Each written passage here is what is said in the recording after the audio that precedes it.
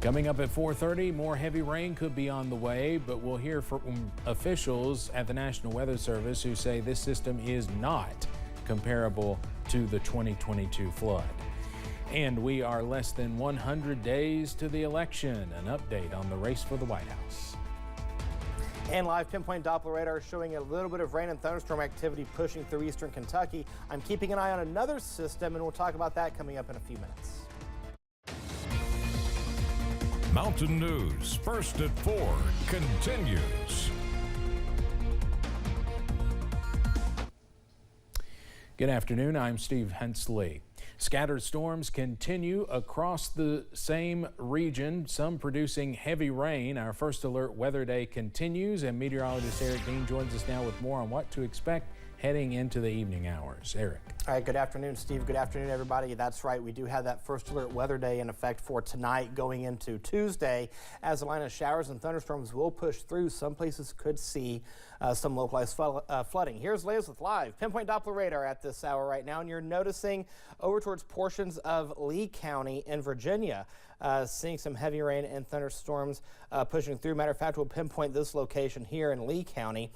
You can see over towards the Pennington Gap area just to the east of Ewing across portions of Highway 58, seeing some heavy rain at this time. The good news is no lightning is being detected with this cell. With that being said, we do have a flood advisory in effect for Lee County. This goes into effect until 7 o'clock this evening. Again, flood advisory in effect for Lee County. That goes into effect until 7 o'clock this evening. All right, when you wake up in the morning, we'll see temperatures in the upper 60s and low 70s across the Cumberland Valley, 69 in Mount Vernon, 71 in Somerset. Across the Kentucky River Valley, we'll find temperatures in the upper 60s, even low 70s towards Stanton as well as Irvin. And then across the Big Sandy Valley, we will see temperatures in the upper 60s and low 70s. Now, there is a little bit of a break in the rain chance, only for it to fire back up, and I'll tell you when in the first alert forecast in a few minutes. Steve. All right, Eric, thanks. Even though it is a first alert weather day, those with the National Weather Service say they are not expecting a system like we saw 2 years ago. WYMT's Austin Hicks has more from Jackson. As the second anniversary of the 2022 floods passed over the weekend, residents are still recovering from the damages caused by those high waters. While they are healing from the 2022 flood, the threat of another flood causing damage can be on the minds of survivors. Dustin Jordan with the National Weather Service says the system that we are going to experience is not expected to impact the mountains to the extent the 2022 flood did. It's just not the same setup. It's just not the same kind of situation. There's been areas that have gotten some rain over the past couple of days, but back 2 years ago, we had a week-long period of rainfall. And in several areas, we're seeing a lot of rainfall throughout the week. Jordan says in the case of a flash flood, you should always have an escape plan ready to keep you out of danger. In Jackson, Austin Hicks, WYMT, Mountain News. And coming up at 6, more on what meteorologists with the National Weather Service are expecting in the coming days. Now to the wildfires out west. The Park Fire is now one of the largest fires in California history. It's so big it is causing its own weather system, and that is just one of dozens of wildfires burning in California right now. Susan Singleton and her 7 dogs escaped the Park Fire just in time, only to later find out they had nothing to go back to. People that we know that went by and looked at the property said it's burned down. Everything, our stuff is all burned up. A state of emergency has been declared in 3 counties as 3,900 firefighters battle the flames from the ground and sky. The man suspected of starting this fire will be arraigned in court today. In just 3 days, this fire exploded to be the 7th largest wildfire in state history. Back here in eastern Kentucky, the impacts of the Eric C. Kahn Social Security fraud continue to ripple through the region, with hundreds of people still waiting for answers or benefits. WYMT's Buddy Forbes has more about a recent update that attorneys say is a step in the right direction. The ongoing battle for benefits and better understanding for the former clients of Eric C. Kahn continues, but legal professionals say they do see hope on the horizon. Prestonsburg attorney Ned Pillersdorf and Apple Red Legal Aid hosted a news conference Monday, updating some of the former Khan clients on a development in the more than 9-year battle. Pillersdorf says a recent push by the new Social Security Administration Commissioner Martin O'Malley resulted in a change in the policy for hundreds of people who have been in limbo, taking some of the potential burden off of the table. What he has done is he has erased all of the overpayments for all the former Khan clients, which is a significant step. And second of all, there were about 1,900 people who were notified in 2018 they'd be put through hearings. That number has now been cut down to about 700. Pillersdorf says this is not a complete victory and they have yet to get everything they're asking for, but they do consider it progress. In Floyd County, Buddy Forbes, WYMT Mountain News. AppleRed asks any former Khan client who is not represented by an attorney to contact the group for free legal advice and guidance. We will have more on that coming up at 6.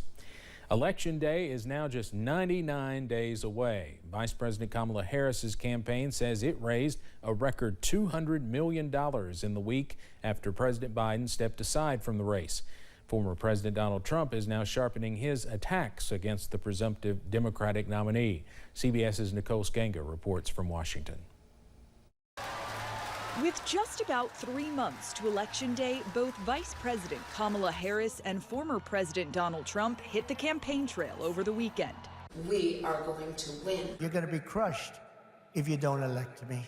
It comes as a new poll shows that Harris has a higher favorability among voters than Trump, barely a week after she entered the race. The Harris campaign says it brought in $200 million in the first week of her candidacy. That's a record. It's also touting signing up more than 170,000 new volunteers. We are seeing on the ground a lot of enthusiasm and excitement. Trump stepped up his attacks on Harris. I'm running against a low IQ individual. Kamala Harris's deadly destruction of America's borders is completely and totally disqualifying for her to be president. Harris had this response. Donald Trump has been resorting to some wild lies about my record, and some of what he and his running mate are saying, well, it's just plain weird. Trump also stirred up some back and forth with this unusual plea to Christian conservatives Saturday. Christians, get out and vote. Just this time. You won't have to do it anymore. 4 more years, you know what? It'll be fixed. It'll be fine. You won't have to vote anymore. Republicans scrambled to explain. I think he's obviously making a joke about how bad things have been under Joe Biden. But the Harris campaign said Trump was signaling an end to democracy. Nicole Sganga, CBS News, Washington. On CBS Mornings, Michigan Governor Gretchen Whitmer, who serves as co-chair of the Harris campaign, said Harris is probably going to make a decision about her running mate in the next 6 to 7 days. And of course, Kentucky Governor Andy Beshear still among those being considered. Iran's president-elect warns of severe consequences if Israel attacks Lebanon. Iran's president-elect warned today that any possible Israeli attack on Lebanon could backfire. Israel has vowed that Hezbollah will pay the price after blaming the Iran-backed Lebanese militant group for a rocket attack in the Israeli-occupied Golan Heights that killed 12 children on Saturday. North Korean leader Kim Jong-un's daughter is undergoing succession training, suggesting she could be next in line as the country's leader. A South Korean lawmaker said their National Intelligence Service had assessed Kim Ju-ai is secretly engaging in non-public activities.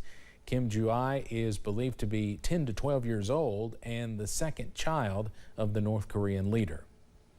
Now to a dramatic moment in Venezuela and a disputed election which has major implications for the United States. Authoritarian President Nicolas Maduro is claiming victory in yesterday's presidential election, but his opponent says he won. Fighting broke out near some polling stations yesterday. CBS News is the only U.S. broadcast network on the ground in Venezuela, and Lilia Luciano is in the capital city of Caracas.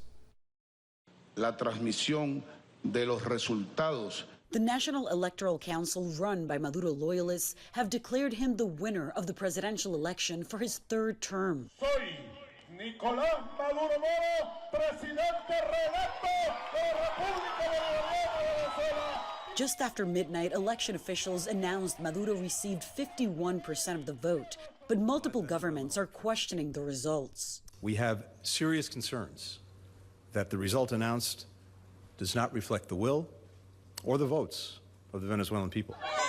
Opposition leader Maria Corina Machado was banned by the government from running for president earlier this year, and she says it was her proxy, presidential candidate Edmundo Gonzalez, who, according to their latest tallies, was ahead by 40 points. How do you describe these results that were announced? It's a grotesque violation of the popular will, and everybody knows it. Maduro's watch, Venezuela's economy imploded, and though it has the world's largest oil reserves, nearly 70% of people here live in poverty. Since 2015, 7.7 million Venezuelans have left, and last year, Border Patrol apprehended more than 266,000 Venezuelan migrants at the border, a record for that nationality. Despite working 3 jobs, 31-year-old Luis Miguel Mendoza says he struggles to provide for his elderly mother and 8-year-old daughter. What are your plans and how significant is this election? There's too much unemployment, he said. You can't make ends meet. There is no way of helping your family. And immigration has been a key issue of this election here and abroad. The opposition was running on the promise that they would revamp the economy, that they would bring back the millions of Venezuelans who had left and reunite those families that were separated. Now, we also heard from a lot of people who said they were here to vote, and if that was the outcome, if Maduro held on to power, they would have no choice but to leave Venezuela, many of them planning to head to the United States. Lilia Luciano, CBS News, Caracas, Venezuela. Coming up on First at 4, proper ways to save money and how to manage it when you may need to spend it. And live pinpoint Doppler radar is showing some rain across the southeastern portion of the viewing area, but we're not out of the woods yet, and I'll tell you why coming up in a few minutes. Stay with us.